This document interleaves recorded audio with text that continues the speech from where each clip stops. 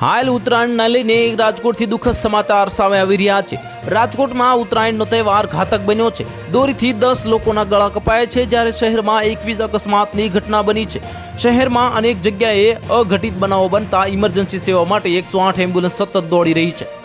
સરકારે આ પરિસ્થિતિને ધ્યાનમાં લઈને લોકોને બાઇક પર બહાર ન નીકળવા અને જો બહાર નીકળ્યા જ હોય તો સ્પીડમાં બાઇક ન ચલાવવા અપીલ કરી છે। અને રાજકોટ શહેરના મવડી ઓવરબ્રિજ પરથી જે પસાર થતા 22 વર્ષના મિહિર સોંડાગરના ગળામાં પતંગની દોરી આવતા તેનું ગળું કપાયું હતું અને સ્કૂટર પરથી ઢળી પડ્યો હતો।